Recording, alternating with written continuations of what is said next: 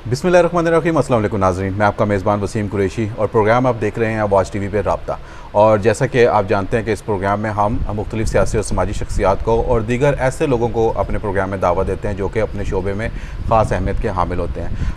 इन दिनों में बहुत ज़्यादा गर्मा गर्मी है बल्दियाती इलेक्शन कंटोनमेंट बोर्ड जेहलम के, और उसी सिलसिले में बहुत सारी सियासी कैंपेन्स भी चल रही हैं। बहुत ज़्यादा जो लोग हैं वो एक्टिव नज़र आ रहे हैं। और आज हमारे साथ जो हमारी मेहमान शख्सियत हैं उनका नाम है इमरान बशीर वाइन, जो कि पहले वहाँ पे वाइस चेयरमैन भी रह चुके हैं कंटोनमेंट बोर्ड जेहलम में, और अब फिर वो इलेक्शन लड़ रहे हैं। लेकिन इसमें एक चेंजिंग है कि पहले उन्होंने मुस्लिम लीग नून से इलेक्शन लड़ा था, जबकि इस मरतबा वो मुस्लिम लीग काफ से इलेक्शन लड़ रहे हैं, और इनका इंतखाबी निशान है ट्रैक्टर। बहुत शुक्रिया आपका इमरान साहब, आपने टाइम दिया हमें। Thank you. और कैसी चल रही है कैंपेन आपकी? जी अल्हम्दुलिल्लाह लगे हुए हैं, कोशिश इस गर्मी में। सही, बहरहाल टाइम ऐसा ही है, फिर करना पड़ेगा। इमरान साहब, सबसे बड़ी और सबसे अहम सवाल यही बनता है, और तमाम लोग आपसे ये पूछते भी होंगे कि मुस्लिम लीग नून से आपने इलेक्शन लड़ा, आप जीत भी गए, वाइस चेयरमैन भी रहे, तो फिर क्या ऐसा हुआ, क्या ज़रूरत पेश आई कि आपको काफ में आना पड़ गया?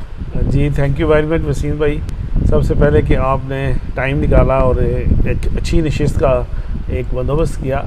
अच्छा, जो आपका सवाल है ना वो बड़ा वैलिड क्वेश्चन है। अक्सर लोग ये सवाल पूछते हैं मेरे से। बेसिकली कंटोनमेंट बोर्ड एक ऐसा अदारा है जो ऑटोनमस बॉडी है, मतलब उसमें सेल्फ जनरेटेड फंड्स और एवरीथिंग। हमें कहीं से ना हमें कोई सेंट्रल गवर्नमेंट पैसे देती है ना प्रोविजनल गवर्नमेंट पैसे देती है। ठीक है। हालांकि ये एक सेंट्रल गवर्नमेंट का डिपार्टमेंट, लेकिन यहाँ पे सेल्फ जनरेशन है, टैक्सेस वगैरह, ट्रांसफ़र फीसिस और इस तरह की चीज़ें हैं ना, जो उससे सारी जनरेशन होती है।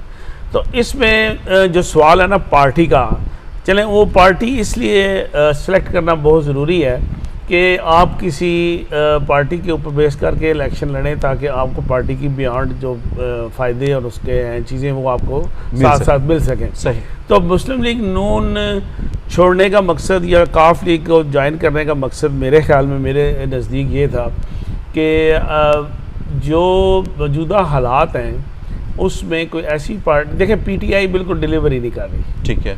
और महंगाई का जोर आपके सामने है। ठीक है। मैं एक थोड़ा सा, चलें बहुत ज़्यादा एजुकेशन तो नहीं मेरे पास, लेकिन एक जो नॉर्मल एजुकेशन होती है उसके मुताबिक सोचने का म्यार भी थोड़ा होना चाहिए। ठीक है। मुस्लिम लीग नून का जो थोड़ा बयानिया है वो इस तरफ जा रहा है कि मतलब चीज़ें जो है ना वो आपको डबल माइंडेड कर देती है। ठीक है। काफ लीग इस वक्त वो जमात है जिसमें रह कर देखें, काफ लीग के काम देखें आप। जब वो रूल कर रहे थे उन्होंने 1-1 जो मोटे मोटे काम है, मैं आपको मेन काम उनको बता रहा, 1122 कार्डियक सेंटर्स और इस तरह के हेल्थ के बहुत सारे प्रोजेक्ट्स। रिंग रोड जो आज से 10 साल पहले अप्रूव हुई थी वो अभी कंप्लीट हुई है जाके, और इस तरह की बहुत चीज़ें अगर मैं करवाना शुरू कर दूँ तो काफ़ी टाइम उसमें लग जाए। लेकिन एक पॉजिटिविटी की तरफ, at least somebody is going toward positivity. इसमें तो कोई शक वाली बात है कि मुस्लिम लीग काफ के दौर में बहुत ज़्यादा तरक्याती काम हुए, इवन जेहलम में बहुत ज़्यादा तरक्याती काम हुए हैं, इसमें कोई शक वाली बात नहीं है। वो हमारे डबल रोड, फिर यहाँ तो मंडी जो चेंज हुई, इसके अलावा फिर यूनिवर्सिटी और दीगर वो चीज़ें, तमाम चीज़ें थी जो इस किस्म की वो हुई हैं। लेकिन फिर भी एक सवाल ये जहन में ज़रूर उठता है कि यार कुछ ज़ाती आपका इख्तलाफ हो गया, या यहाँ की जो लोकल क़यादत है उनके साथ नहीं बन पाई, नज़रियात मुख्तलिफ हो गए, वजह क्या हो? ये आपकी बात ठीक है, सवाल तो है, लेकिन ऐसी कोई बात नहीं है, ना कोई ज़ाती कोई मेरी कोई, लेकिन मैंने चूज़ किया है कि who is the best between 3 और 4 जो भी हैं पार्टी। एक सुनिए ये भी है कि आपने कोशिश की थी पीटीआई के टिकट के लिए। देखिए, एक कोशिश तो नहीं आप कह सकते, लेकिन मेरे जहन में था कि मैं कोशिश करूँगा कि पीटीआई का टिकट चले लेते हैं उसके ऊपर, लेकिन ऐसी कोई जो एफर्ट है ना वो सूदमंद साबित नहीं हुई।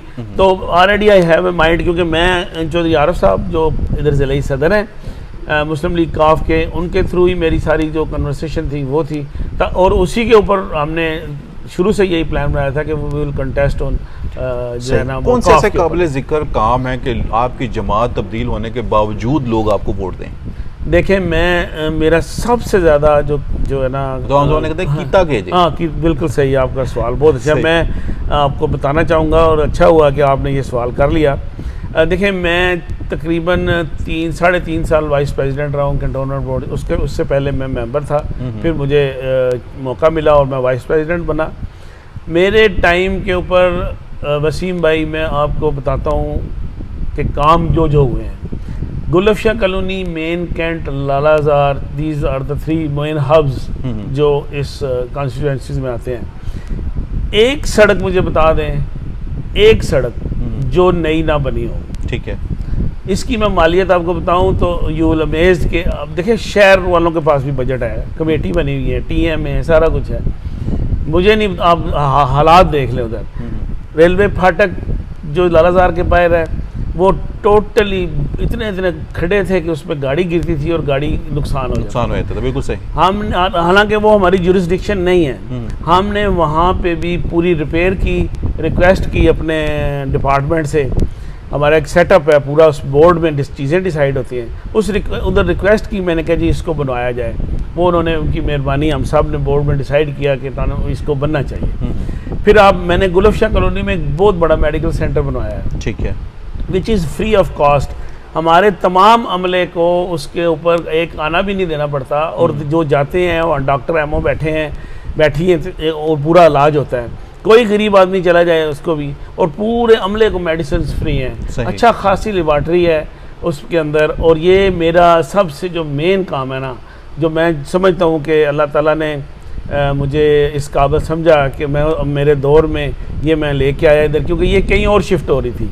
सही। तो मैंने उनको इस बात पे कन्विंस किया कि नंबर ऑफ़ पीपल जो है ना वो कैंट के अंदर नहीं जा सकते।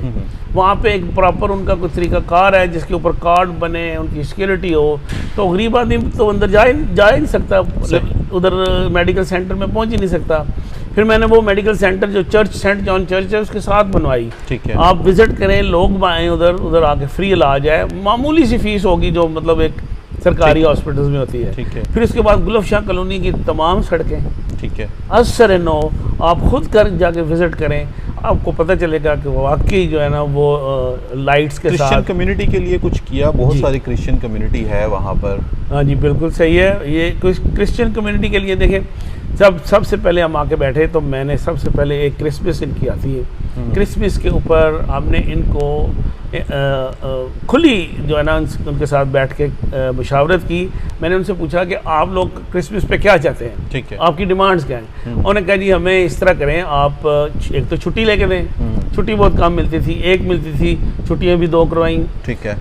छुट्टी क्रिसमस पे इस क्रिश्चियन कम्युनिटी की छुट्टी होने से मुराद है कि तमाम कैंट का काम जो है ना वो रुक जाता है। ठीक है। लेकिन उस वक्त के सीओज और जो मतलब हेड थे उनसे रिक्वेस्ट की, बोर्ड में डिसाइड किया, फिर उनको छुट्टी मिली, फिर उनके पैकेजेस अनाउंस किए। अच्छा।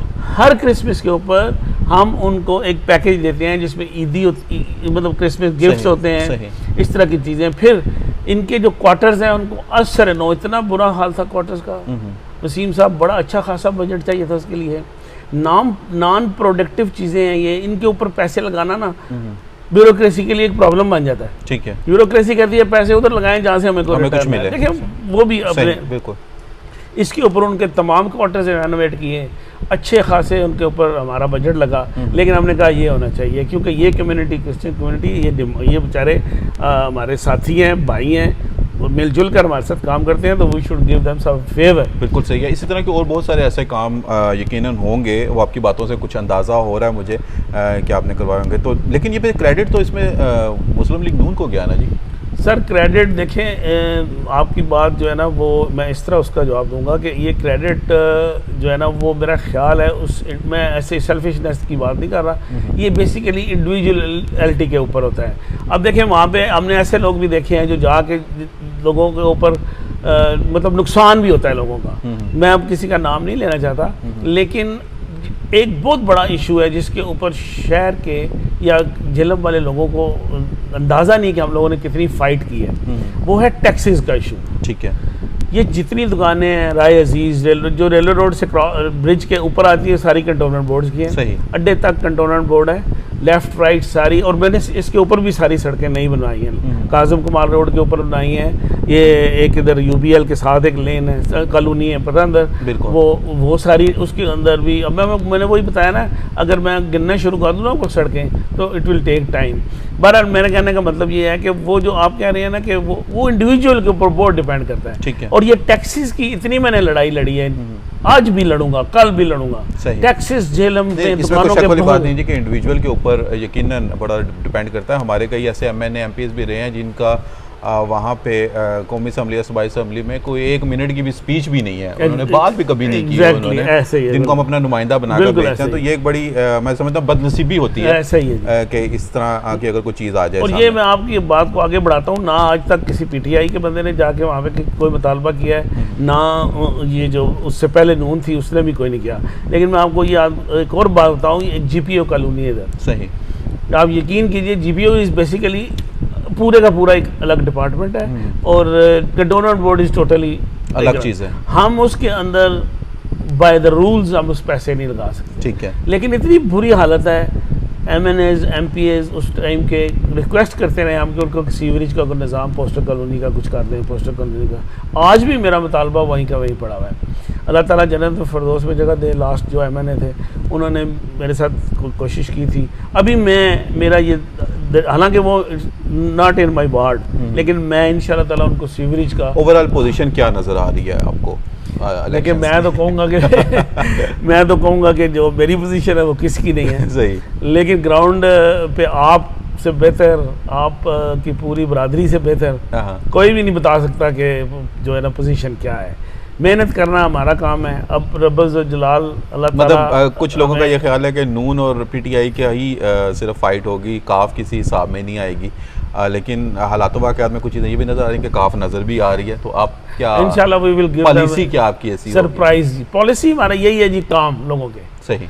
और उधर बैठ के ख़ास कर जो है ना ये क्रिश्चियन कम्युनिटी, ये इनके बेचारों के तो बहुत ही ज़्यादा। अच्छा, नज़रियात अपनी जगह के ऊपर है। कहीं चौधरी आरफ साहब बड़े हम्बल और बड़े मुस्कुरा के बातचीत अक्सर करते हैं, तो उनकी हम्बल तबीयत की वजह से तो नहीं उनके साथ आप हो गए? चौधरी आरफ साहब से मेरा बड़ा पुराना ताल्लुक़ है जी। मेरे वालदैन, मेरे दादा, मेरे वालिद साहब मेन बाज़ार में, उनके भी वालिद साहब, दादा।